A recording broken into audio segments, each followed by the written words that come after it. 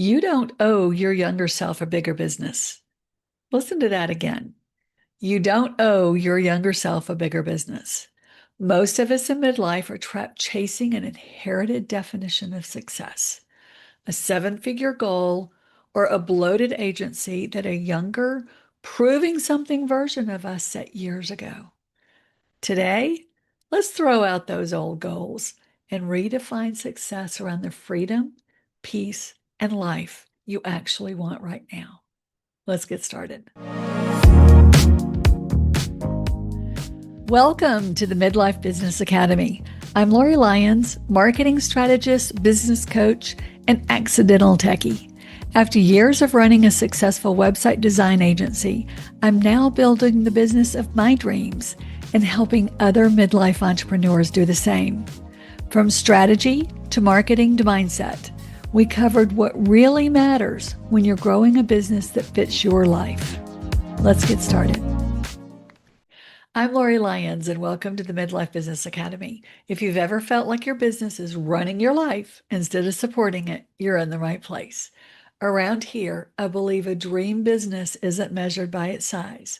It's measured by the freedom and life it makes possible. We're 7 episodes into the Dream Business Blueprint series, and we've covered your business model, we've covered your point of view, we've covered authority, and every one of those pieces have been building towards something. And today we're going to talk about what that something is: success. Here's the trap with that word, because most of us never actually choose our definition of it.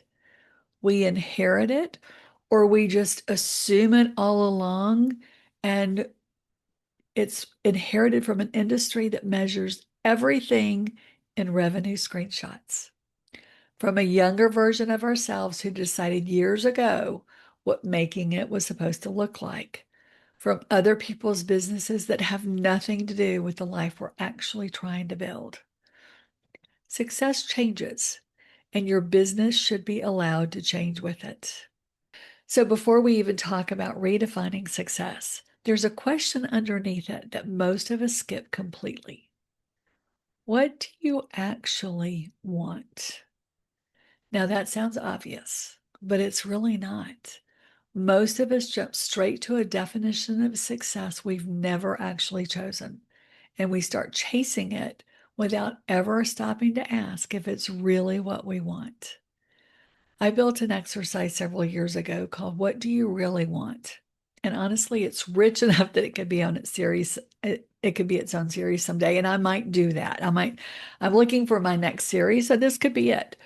But consider this the condensed pocket-sized version of it. And there's 3 steps to it. Step 1 is embrace. Just let yourself dream without editing as it comes out. Write it down exactly as it shows up in your head, even the parts that sound a little far-fetched. In fact, some of them should, because here's a trick that I love for this part. For every 3 ideas you write down, make sure one of them's a little wild, a little fun. They don't have to be serious business dreams. They can be anything completely outside of what you might consider realistic. That one idea, that one wild idea is usually where the real truth is hiding. So step 2 is getting specific. Vague doesn't move you anywhere. We've all heard this so many times in SMART goals and all the other stuff. Be specific. So take whatever you wrote down and fill in the details. What does it actually look like, feel like, sound like? Finish the sentence. I want blank, so that blank. That so that is what can turn a vague something into a real something, and something real enough that you actually want to build toward it. So step 3 is momentum. Once you see it clearly, pick one small step toward it. Not the whole plan, just the next honest step. Because small wins build momentum, and momentum is what actually gets you there. Not one giant leap, but one small action after the other. Not too long ago, I decided that I was ready to build my dream business. Gosh, I help other people. Why shouldn't I be doing it myself? And the one small action that I took, actually two, I took two small actions. I worked in my garden one morning for 2 hours guilt-free. Have never done that. Just taken 2 hours on a work day and gone and worked in my garden. That's not me. The second step that I did was I changed my calendar so that I've got specific times where I see clients now. It's not open for every day. I have 2 days a week where I see clients. And that small shift opened up possibilities that I never saw coming. What is your small shift? What's one small action you can take to give you momentum toward your dream life or dream business? So here's why this matters today specifically, because once you know what you actually want, you get to build your definition of success around that, not the other way around, because most of us do it backwards. We chase this generic definition of success and just hope that it happens to line up with what we really want. So flip it. Know what you want first. Then let success be the word you use to describe getting it. I've talked about this before, but I'm going to bring it up again here because it was really a clarifying moment for me this year. I was in a mastermind for several years that after a couple of years, they decided to shift direction. It used to be kind of a like, let's solve the problem of the week. You need help with a lead magnet. You need help with your funnel. You need whatever was in front of you that week. Then the group decided to go in a different way. It was a consensus. Everybody decided, myself included. We were going to go to scaling and leveraging, and where we're going to talk about CEO level decisions, building our business toward a much bigger business. And at first, I was all in because it sounded great. I was going to be scaling alongside people that I really admired, and a lot of them I just loved. We traveled together. I've gotten to know them very well. And I felt like it was the right step for my business. But as the weeks went on, and I noticed something that I didn't want to admit, it wasn't what I wanted. I didn't want to grow to a 7-figure business. And oh my gosh, was that a gulp moment for me when I realized that I didn't want this. I didn't want this anymore. I wanted it 2 years ago, but I didn't want it anymore. I wasn't in that season of my life anymore. I wanted to spend 2 hours in my garden. I wanted to travel. I wanted to go to the gym on my time and not squeezed in between calls and tasks that I have to do. Not that I've made it to the gym all that often.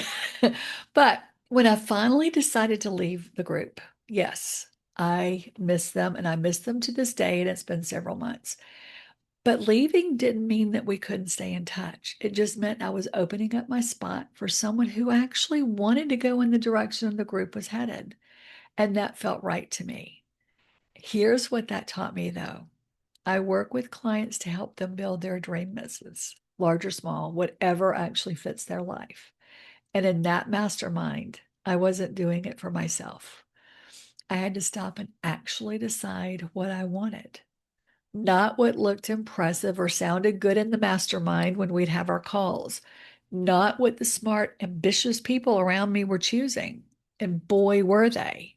But what did I want? If you're ready to stop building someone else's version of a business and finally design one around your own life, hit the subscribe button below. We're deep in this 10-episode blueprint series, so make sure you turn the notifications on so you don't miss a single step. And go back and listen to the other ones. So now let's talk about why the version of success you wanted at 30 doesn't get to run your life today. The version of success you wanted at 30 is probably different from where you are now. And that's not a failure of ambition. That's just what happens when you've actually lived some life. And I hope that it is different. You don't owe your younger self a bigger business.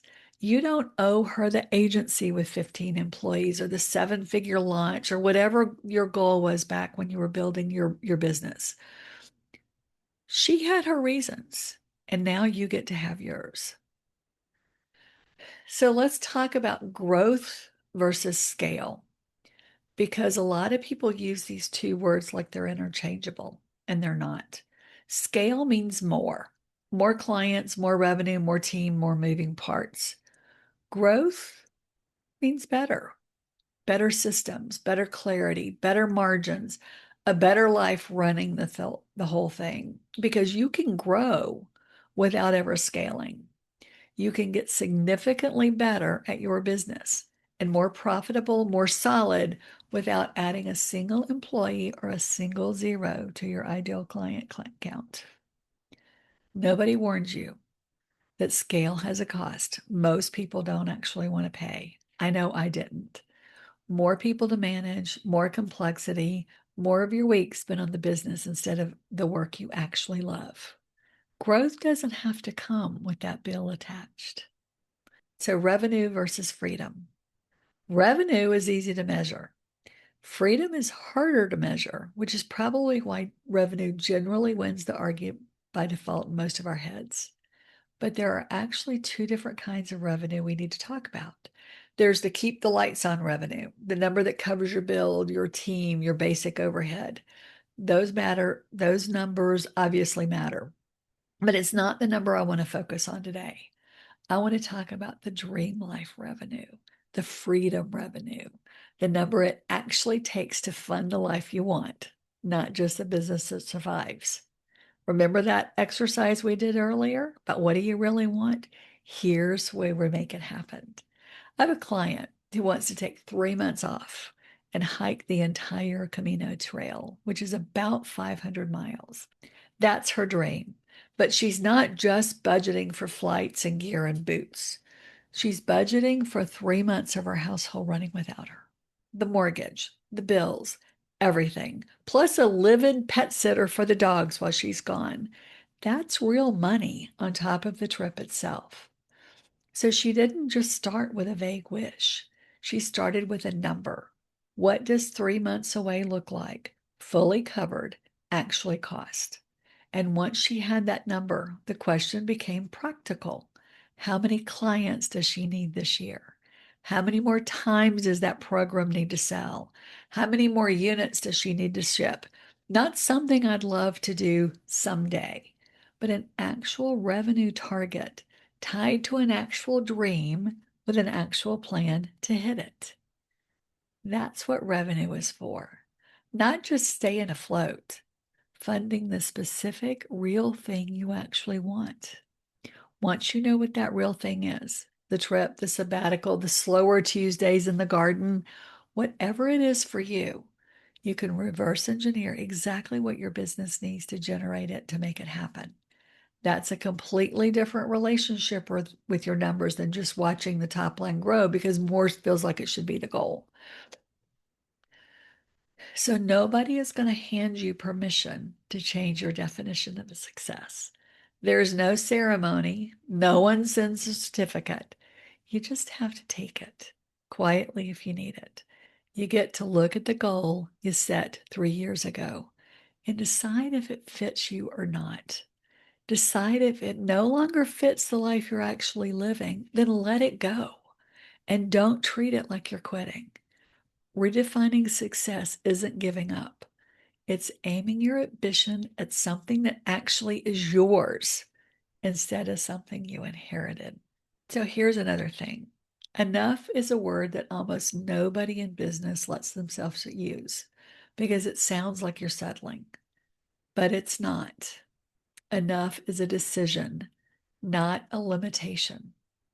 Choosing enough means you actually stop and notice that you're there instead of endlessly moving that finish line every time you get close to it, changing that goal, changing that, upping it and more and more and more, because enough can be enough. It means your business can be sized to your actual life, not to some abstract enough ceiling you're supposed to keep chasing. Enough can be the goal, and that's okay. So here's what I want you to do this week. Actually run the exercise we talked about earlier on this exact topic. Go back and let's talk about, what do you really want? Embrace it first. Sit down and write out what your dream life actually looks like right now, this season unedited.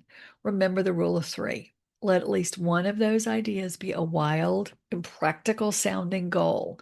Don't filter it yet. Then get specific. Take whatever you wrote and fill in the details. What does it look like, sound like, feel like? Finish the sentence. I want blank so that blank. Make it real enough to actually build toward it, not just have a vague feeling. Then find your one small next step, not the whole plan, just your one small next step. If your dream has a number attached to it, like my client's Camino trip did, start sketching out what that number actually looks like. So now let's go to your workbook. This piece of the Dream Business Blueprint is the success assessment. Say that a couple times, and I want to give you a preview of it. The question at the center is this: are you building your version of success or someone else's?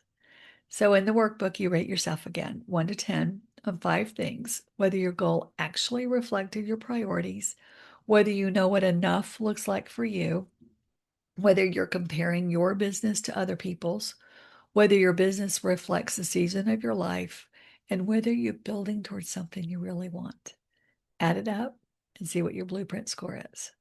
So here's the question I want to leave you with. What version of your success are you still chasing that no longer fits where you are today? Sound familiar?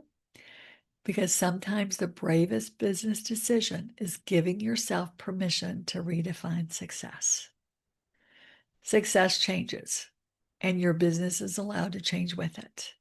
Grab the Dream Business Blueprint worksheet in the show notes and find out exactly where you stand. And if you're not sure anymore what you actually want your business to look like, that's exactly what we can talk about on the Dream Business Design session. Head to talkwithlori.com and see if we're a fit.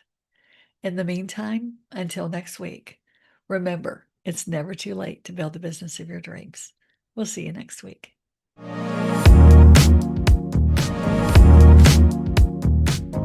Thank you for joining me on the Midlife Business Academy. If today's episode made you think, or made you feel, or made you feel seen, share it with a fellow business owner who could use it too.